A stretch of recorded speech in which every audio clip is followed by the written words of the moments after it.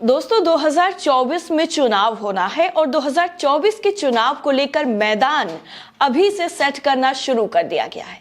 वो सभी मुद्दे जिन मुद्दों पर विपक्ष ने पुरजोर तरीके से विरोध किया, एकदम आरोप लगाया गया, और ऐसे वैसे आरोप नहीं, बुरे बुरे आरोप लगाए गए, लेकिन फिर भी उन सभी जो है आरोपों के बावजूद भी जो फैसला आया, मामला कानूनन जो है सुप्रीम कोर्ट तक पहुंच गया, तो वो फैसले सरकार के हक में आए। चाहे आप नोटबंदी का फैसला ले लीजिए, राफेल का फैसला ले लीजिए, पेगासस का फैसला ले लीजिए, ये सारे ऐसे फैसले हैं जिस पर सरकार ये बताती है कि उनकी जीत हुई है और विपक्ष ने जो आरोप लगाए थे वो बिल्कुल निराधार थे। लेकिन सुप्रीम कोर्ट के फैसलों पर कई बार उंगलियां भी उठी हैं। सुप्रीम कोर्ट के फैसले पर सवाल उठाया गया कि वो नोटबंदी जिसमें कई लोगों की जान चली गई, आर्थिक संकट का सामना करना पड़ा, उस नोटबंदी को आखिर सुप्रीम कोर्ट ने क्यों सही ठहरा दिया और सरकार का पक्ष ले लिया, या यूं कह लीजिए कि सरकार के लिए ढाल बनकर कुछ फैसलों में सुप्रीम कोर्ट खड़ा रहा है। और ये सारी चीजें हम आपको इसलिए बता रहे हैं क्योंकि आज राजधानी दिल्ली में बीजेपी की राष्ट्रीय कार्यकारिणी की बैठक हुई, और ये राष्ट्रीय कार्यकारिणी की बैठक चल रही है जिसमें फाइनेंस मिनिस्टर यानी वित्त मंत्री निर्मला सीतारमण ने 2024 का जिक्र करते हुए कहा कि विपक्ष जो है वो बिना मतलब के आरोप लगा रहा था, पीएम मोदी की छवि खराब करने की कोशिश की गई, जबकि वो सारे के सारे आरोप निराधार थे, यानी कोई भी उसमें फैक्ट नहीं था। सुप्रीम कोर्ट ने भी उन सारे मामलों पर क्लीन चिट दे दी है। क्लीन चिट देने का मतलब ये नहीं होता है कि आप बिल्कुल पूरी तरीके से दूध के धुले साबित हो जाते हैं, इसका मतलब ये नहीं होता है। गुजरात कांड में भी मोदी जी को जो है क्लीन चिट मिल गई, इसका मतलब ये नहीं है कि जो उन पर आरोप लगाए गए थे वो पूरी तरीके से निराधार थे, फैक्ट के साथ कई आरोप लगाए गए। लेकिन आज तक की तरफ से एक बाकायदा पूरा आर्टिकल जो है वो लिखा गया है और ये बताया गया है कि किन किन मामलों पर विपक्ष ने क्या क्या आरोप लगाए और उसके साथ साथ सुप्रीम कोर्ट ने उस पर किस तरीके से फैसला दिया, और इन सभी फैसलों का 2024 में आने वाले इलेक्शन पर क्या असर पड़ेगा और क्या बीजेपी इन सारे मुद्दों को लेकर ही चुनाव में उतरेगी और विपक्ष को इन्हीं मुद्दों पर घेरने की कोशिश करेगी कि विपक्ष ने जो भी आरोप लगाए वो बेबुनियाद थे, जिसमें सुप्रीम कोर्ट उन्हें क्लीन चिट दे चुका है, और कई अभी फैसले बाकी हैं जो 2023 में आने हैं, उनका राजनीतिक तरीके से कितना असर पड़ेगा वो सारी चीजें हम आपको बताएंगे। सबसे पहले आपकी स्क्रीन पर आज तक के उन फैसलों को जो बताया गया है उनको समझाने की हम कोशिश करते हैं। सबसे पहला जो फैसला है वो फैसला है नोटबंदी का। आपने अभी हाल ही में देखा होगा कि नोटबंदी का फैसला जो है वो सुप्रीम कोर्ट में जैसे ही आया वैसे ही लोगों ने आरोप लगाना शुरू कर दिया, और ये मामला जो है 8 नवंबर 2016 को हुआ था, जब पीएम मोदी ने टीवी पर आकर के ये बोल दिया था कि 500 और 1000 के नोट जो हैं वो पूरी तरीके से बंद हो जाएंगे। इसमें विपक्ष ने आरोप दरअसल ये लगाया था कि नोटबंदी गलत आर्थिक फैसला है।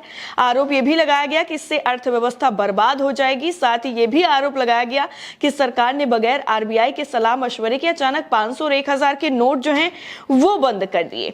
इसके अलावा आपको बता दें कि अरविंद केजरीवाल की तरफ से भी बड़ा एक जो है आरोप लगाया गया था नोटबंदी को लेकर, और कहा गया था कि आजाद भारत का सबसे बड़ा घोटाला है नोटबंदी, यानी जब से भारत हमारा हिंदुस्तान आजाद हुआ है तब से लेकर के सबसे बड़ा जो घोटाला है वो नोटबंदी है। लेकिन सुप्रीम कोर्ट ने इस पूरे मामले पर क्या किया वो आपके सामने है। सुप्रीम कोर्ट ने 4-1 से इस पूरे मामले को सही ठहरा दिया, यानी जो डीमोनेटाइजेशन का फैसला था सरकार का वो सही था, ये बता करके उन सभी दावों को, उन सभी आरोपों को सिरे से खारिज कर दिया जो नोटबंदी पर लगाए गए थे। दूसरा फैसला आपकी स्क्रीन पर ही है, आर्थिक आरक्षण का। आप में से ज्यादातर लोग इस पूरे मामले को लेकर नहीं जानते होंगे, लेकिन आपको बता दें 2019 के लोकसभा चुनाव से पहले मोदी सरकार ने संविधान में 113वां संशोधन किया था और गरीब सवर्णों को नौकरियों और शैक्षिक संस्थानों में 10% का आरक्षण का प्रावधान किया था, जिसका विरोध जो है वो विपक्ष की तरफ से लगाया गया। विपक्ष की तरफ से ये कहा गया कि ये सिर्फ और सिर्फ चुनावी दांव है, इसके अलावा और कुछ नहीं है, ये सिर्फ और सिर्फ जीतने के लिए किया जा रहा है और इसका फायदा जो है वो बीजेपी को बाकायदा हुआ था। जो बीजेपी जो है पूरी तरीके से वोट बैंक उनका जो बताया जा रहा था वो वोट बैंक उनके ही फेवर में आ गया था और जीत के साथ उन्होंने इस चीज को सही भी साबित कर दिया था। अगला जो फैसला है वो पेगासस का है। इस पर भी सुप्रीम कोर्ट ने जो है वो सरकार को पूरी तरीके से क्लीन चिट दे दी। सरकार की तरफ से जो है ये 2021 में मामला सामने आया था। विपक्ष की तरफ से कहा गया कि अमेरिकी न्यूयॉर्क का जो खबर था न्यूयॉर्क टाइम्स, इसमें रिपोर्ट में यह दावा किया गया था दरअसल कि 2017 में भारत ने इजराइल से जासूसी सॉफ्टवेयर पेगासस खरीदा था। इससे भारत सरकार ने 300 लोगों की जासूसी की और दावा था कि राहुल गांधी और प्रशांत किशोर की जासूसी भी की गई थी। विपक्ष ने इस पूरे मामले पर आरोप लगाया। पेगासस के जरिए ये कहा गया राहुल गांधी की तरफ से, उन्होंने कहा कि ये पूरी तरीके से देशद्रोह है, देश को बर्बाद करने वाला है, इससे देश की जो सुरक्षा है वो खतरे में आ जाएगी, देश की सुरक्षा के साथ खिलवाड़ किया गया। लेकिन सुप्रीम कोर्ट ने इस पूरे मामले पर क्या किया? सुप्रीम कोर्ट ने जो है 3 सदस्यीय कमेटी का गठन किया गया। इसमें कमेटी ने अगस्त महीने में रिपोर्ट को जो है सौंपा। इसके बाद रिपोर्ट में यह दावा किया गया कि जांच के लिए कमेटी को 29 फोन दिए गए थे, जिनमें से 5 में मैलवेयर था, लेकिन यह नहीं कहा जा सकता कि जासूसी हुई थी। यानी इस पूरे मामले पर भी क्लीन चिट दे दी गई। अगला जो मामला सबसे हाईलाइटेड रहा वो रहा राफेल का। 2016 सितंबर में फ्रांस और भारत के बीच में 36 राफेल लड़ाकू विमानों की खरीद का सौदा हुआ और ये डील जो है 58,000 करोड़ रुपए में हुई थी। विपक्ष ने इस पूरे मामले पर आरोप ये लगाया कि मोदी सरकार ने एक राफेल जो है वो 1600 करोड़ में खरीदा, जबकि यूपीए सरकार की डील में एक लड़ाकू विमान की कीमत महज 600 करोड़ रुपए थी। यानी इस पूरे मामले पर भी घोटाले का आरोप लगा। अब घोटाले के साथ साथ जब ये पूरा मामला जो है सुप्रीम कोर्ट में पहुंचा और सुप्रीम कोर्ट में पहुंचने के बाद इस मामले पर सुप्रीम कोर्ट की तरफ से क्या कहा गया वो आपकी स्क्रीन पर ही है।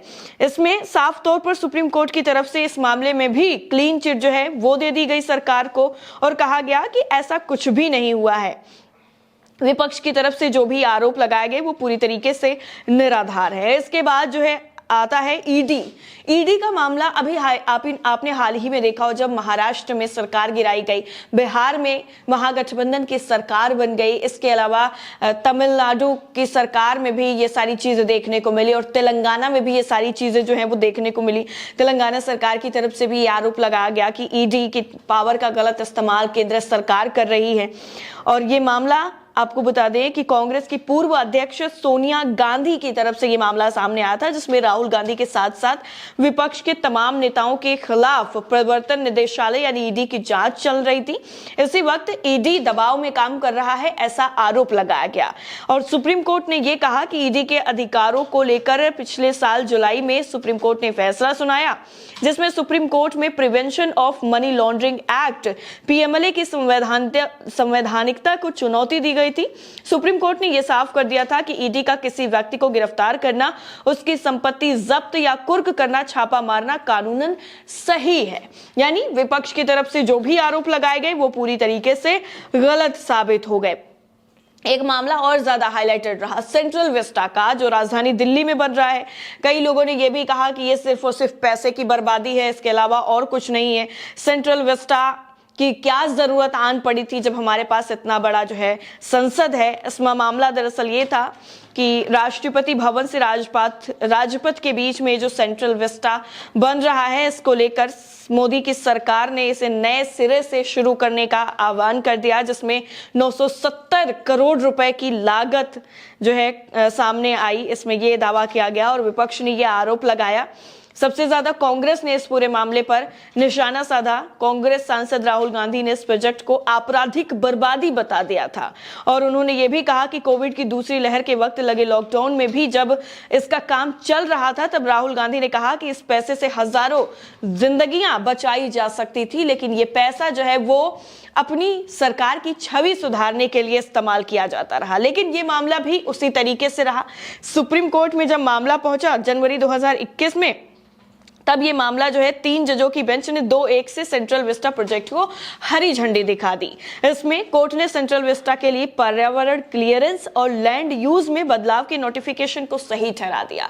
इसमें यह भी कई बार आरोप लगाया गया विपक्ष की तरफ से कि जो है सेंट्रल विस्टा के नाम पर हजारों लोगों की जो जमीन थी उसको ले लिया गया और अवैध तरीके से बाकी लोगों ने कब्जा भी कर लिया, इस तरीके का भी आरोप लगाया गया। लेकिन सुप्रीम कोर्ट ने सही ठहरा दिया और सबसे जो अहम फैसला ईवीएम और वीवीपैट, इस पूरे मामले को लेकर आज भी सवाल उठाया जाता है। आरवीएम अभी आया है, आरवीएम का हालांकि डेमो जो है वो रद्द कर दिया गया है चुनाव आयोग की तरफ से, लेकिन ऐसे में ईवीएम का सवाल जरूर उठ गया। जब ईवीएम पर सारी चीजें क्लियर नहीं हो पा रही हैं तो आरवीएम कैसे हो जाएगा, ये भी एक वाजिब सवाल जो है वो विपक्ष की तरफ से उठाया गया। ये मामला जो है तब सुर्खियों में आया जब कांग्रेस के साथ साथ तमाम विपक्षी पार्टियों ने ईवीएम के साथ छेड़छाड़ करने की बात कह दी। ईवीएम में छेड़छाड़ होती है, उसको हैक कर लिया जाता है, ये आरोप लगाया गया। और 2019 के लोकसभा चुनाव से पहले 21 विपक्षी पार्टियों ने सुप्रीम कोर्ट में याचिका दायर करके मांग की थी कि हर विधानसभा क्षेत्र के 50% वोटों को वीवीपैट से मिलाया जाए, तब पता चलेगा कि ईवीएम हैक हुआ है या फिर नहीं हुआ है। लेकिन सुप्रीम कोर्ट ने इस पूरे मामले पर 8 अप्रैल 2019 को अपने फैसले में चुनाव आयोग को हर विधानसभा में 5 ईवीएम का वीवीपैट से मिलान करने का आदेश दिया। 21 विपक्षी पार्टियों ने जब पुनर्विचार याचिका दायर की तो सुप्रीम कोर्ट ने इसे सिरे से खारिज कर दिया और कह दिया कि ईवीएम को हटाया नहीं जाएगा, वीवीपैट को इंक्लूड जरूर कर दिया गया। वहीं जनसत्ता की भी एक खबर है, इनके मुताबिक ये बताया जा रहा है कि कुछ फैसले अभी 2023 में जो होने वाले हैं उनका 2024 की राजनीति में बहुत बड़ा योगदान होने वाला है। सबसे पहला मामला जो है ये मामला है जम्मू कश्मीर के परिसीमन पर कभी भी आ सकता है फैसला, ये इसमें बताया गया है। और ये कहा गया है कि इसका फैसला आने के बाद राजनीति किस तरीके से होती है ये देखना होगा। हिजाब मामले पर सुप्रीम कोर्ट जो है फैसला कभी भी दे सकता है। इसके बाद प्लेसेस ऑफ वर्शिप एक्ट 1991 की व्याख्या सुप्रीम कोर्ट करेगा और ये कब किया जाएगा, इस चीज का फैसला भी इसी साल हो सकता है। चुनाव आयोग में केंद्र की भूमिका पर भी फैसला 2023 में ही होने वाला है, जो सबसे अहम फैसलों में से एक माना जा रहा है। नोटबंदी वाला फैसला हो चुका है और आरक्षण वाला फैसला जो है वो भी हो ही चुका है। आर्थिक आरक्षण जो है उस मामले पर भी सुप्रीम कोर्ट ने अपना फैसला सुना दिया है। यानी ये जो अभी मैंने आपको बताया, चाहे वर्शिप ऑफ एक्ट का आप मामला लीजिए, वर्शिप ऑफ एक्ट का, इसके अलावा आप जो है आरक्षण का मामला ले लीजिए, इसके अलावा एक और जो है सबसे हाईलाइटेड मामला पिछले साल रहा हिजाब का मामला। इस पूरे मामले पर सुप्रीम कोर्ट में फैसला जो है वो आता है। उसके बाद बीजेपी को इसका फायदा 2024 में कितना ज्यादा मिलता है और क्या सुप्रीम कोर्ट के इन्हीं सारे मुद्दों पर 2024 का चुनाव बीजेपी लड़ेगी, ये देखना बेहद ही अहम होगा। क्योंकि उन सभी मामलों पर जिन जिन पर विपक्ष ने सवाल उठाया, उन सभी मामलों पर सरकार को सुप्रीम कोर्ट की तरफ से क्लीन चिट दे दी गई, इसलिए यह मामला और ज्यादा गंभीर हो जाता है। इस पूरी रिपोर्ट को लेकर आपकी राय क्या है, आप क्या सोचते हैं, कमेंट करके हमें जरूर बताएं। जय हिंद।